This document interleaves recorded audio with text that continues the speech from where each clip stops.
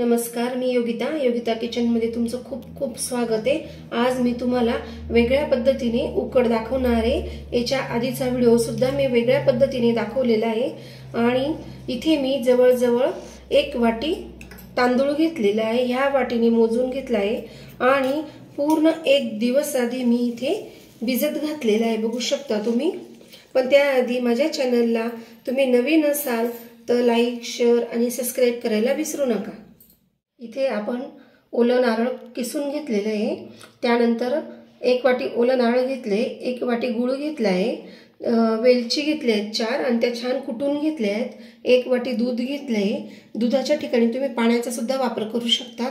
आणि खसखस घेतली, मी 1 टेबलस्पून खसखस घेतलेली आहे आणि थोडंसं मीठ घेतलेले आहे।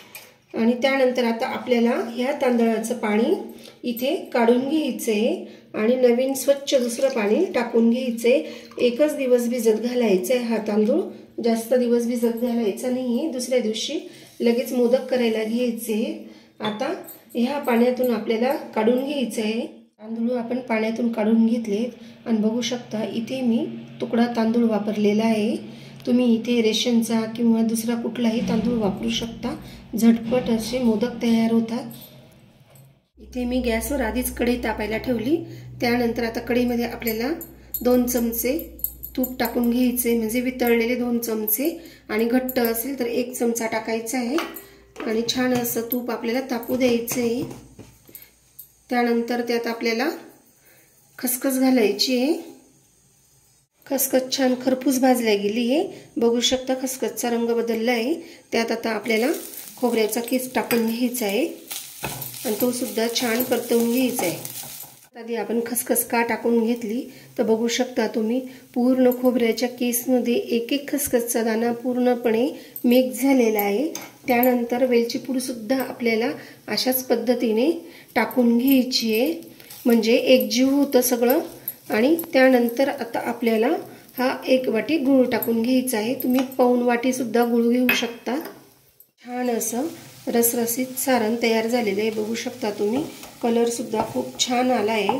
आपण बरोबरीने गूळ घेतलेला आहे आणि असं आपल्याला सारण कोरडं पण नको आहे आणि पातळ पण नको आहे। पूर्ण सारण 5 मिनिटं लागतात तयार व्हायला। तर अशा पद्धतीने नक्की सारण करून बघा, खूप छान मोदक लागतात। 1 वाटी तांदूळ घेतला होता, त्यासाठी 1 वाटी दूध घेतले आणि दळताना आता अर्धी वाटी पाणी घ्यायचे आणि लागता पाणी टाकून छान असं खूप बारीक दळून घ्यायचे।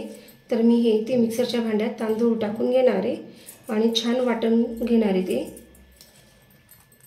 हे बघा मी अशा पद्धतीने दळून घेतलेले आहे आणि बघू शकता खूप असं बारीक दळले गेलेले आहे। अशाच पद्धतीने आपल्याला दळून घ्यायचे। गॅसवर कढई ठेवली आहे, त्यात आता आपल्याला हे 1 वाटी दूध टाकून घ्यायचे आणि अर्धी वाटी पाणी आपण दळताना वापरलेले आहे। आणि त्यानंतर यात आपल्याला मीठ टाकून घ्यायचे चवीसाठी। तुम्ही थोडी साखर सुद्धा वापरू शकता, पण आपण सारणामध्ये बरोबरीने गूळ घेतला आहे त्यामुळे आपण इथे साखर वापरणार नाही आहेत। दूध गरम होईपर्यंत मी तुम्हाला हे दाखवते बघा। हे बघा किती छान असं बारीक दळले गेलेले आहे। तांदळाची पूर्ण पेस्ट करून घेतलेली आहे आपण। आणि आता दूध उकळी आली की त्यात आपल्याला हे टाकून घ्यायचे। छान उकळी आली बघू शकता तुम्ही।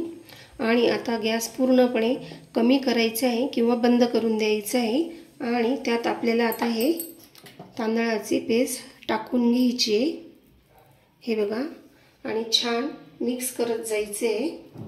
छान असं एकजीव करून घेतलेले बघू शकता तुम्ही। आता याला 5 मिनिटासाठी झाकून ठेवायचे आपल्याला। हे सगळं व्यवस्थित काढून घ्यायचे आणि 5 किंवा 3 मिनिटं हे आपल्याला झाकून ठेवायचे। इथे मी झाकण ठेवून दिले आणि 5 मिनिटासाठी आपल्याला झाकून ठेवायचे आणि गॅस बंद करून द्यायचा आहे। मिनिटं झालेले आहेत आणि आता आपण उकड ताटात काढून घेतलेली आहे आणि उकड छान मळून घ्यायची अशी। गरमच आहे बघा, तुम्ही वाटीला तूप लावून सुद्धा उकड अशी मळू शकता। वाटीला तूप लावून घेतले आणि छान आता असं वाटीने छान अशी मळून घ्यायची आहे उकड। हे बघा छान अशी उकड मळल्या जाते। छान अशी उकड मळून झाली बघा, खूप छान असा पेढ्यासारखा गोळा तयार झालेला आहे आणि दूध टाकल्यामुळे खूप छान असा पांढरा शुभ्र कलर आलेला आहे आणि बघा खूप छान अशी गोळी सुद्धा तयार होते। तर आपण आता याचे निंबू एवढे गोळे करून घ्यायचे। प्लास्टिकची पिशवी फाडून घेतली होती आणि 2 भाग करून आता इथे बघा तूप लावलेले आहे आणि यावर आता आपल्याला ही पारी लाटून घ्यायची आहे। ज्यांना हाताने जमत नाही त्यांनी ह्या कागदावर लाटून घ्यायची आहे। शकता छान अशी पारी लाटून झालेली आहे, अगदी मस्त अशी पारी झालेली, चमक बघू शकता किती सुंदर आलेली पारीला। आता यात आपल्याला सारण भरायला घ्यायचे। रशीत असं सारण झालेलं आहे बघू शकता आणि मी इथे 2 चमचे सारण भरून घेतलेले आहे। कळ्या करता येत नाही त्यांच्यासाठी हे बघा अशा पद्धतीने कळ्या दाबत जायच्या आहे, म्हणजे तुम्हाला मोदक आपोआपच येईल आणि कळ्या सुद्धा खूप सुंदर पडतील। हे बघा खूप छान अशा कळ्या तयार झालेल्या आहेत आणि पीठ तर खूपच सुंदर झालंय आपलं पारीचं आणि अशा पद्धतीने टुमदार मोदक आपला तयार झाला आहे। मी सगळे मोदक असे मोठे मोठे करून घेतले।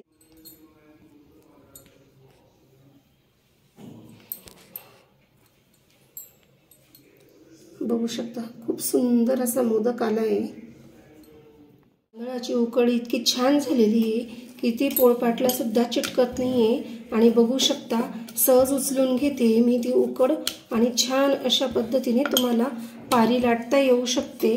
तुम्हाला पाहिजे तेवढी बारीक पारी तुम्ही लाटून घेऊ शकता। हे बघ पारी लाटून झालेली आहे। यात आता आपण सारण भरून घ्यायचं। ही पारी वाटीत टाकून घेतली, त्यात सारण भरून घ्यायचे। तुम्ही अशा पद्धतीने सुद्धा करू शकता। बघू शकता सारण सुद्धा खूप भरपूर प्रमाणात भरते आणि आता या कळ्या अशा उचलून आणि ह्या अशा एक एक दाबत जायचे आहेत। हे बघा छान अशा कळ्या पडत आहेत, असं करत जायचं आहे म्हणजे तुम्हाला मोदक घडवताना त्रास होणार नाही। पोळपाटवरून उचलायला फार वेळ लागतो। हे बघा